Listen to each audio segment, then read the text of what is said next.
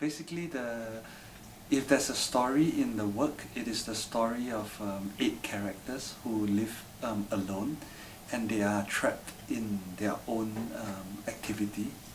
So, and what happens in the work is that an event unfolds, something happens, which is that each of these 8 characters are brought together by the presence of a cloud. So this cloud brings all these 8 different characters together. But the cloud of unknowing is also the name of a medieval text, which is written by someone who's probably a monk, but he's anonymous. The author is anonymous. And the cloud of unknowing refers to a barrier between a person and God, and this barrier can only be broken through the senses and not by a logical thinking. So in many ways, I think this is how I think about the cloud of unknowing. It is a work which is to be felt.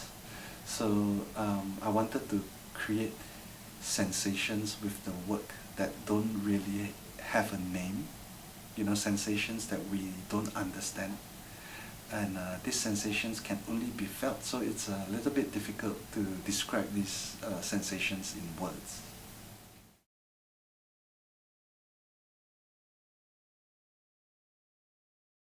Well, there are many directors that I like. I mean, some of my favorite directors are people like Federico Fellini, or Michelangelo Antonioni, and probably for me the greatest filmmaker is Andrei Tarkovsky, the Russian filmmaker.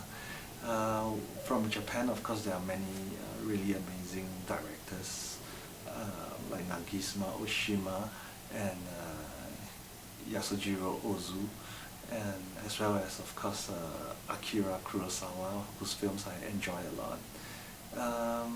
With music, well, it's just so much that I really like. But from Japan, there are many musicians that I'm very interested in. For example, the Boredoms, who are from Osaka, right? And Haino Keiji, whom I had the pleasure of seeing last night perform. And Otomo Yoshide, for example, is a musician that I admire a lot.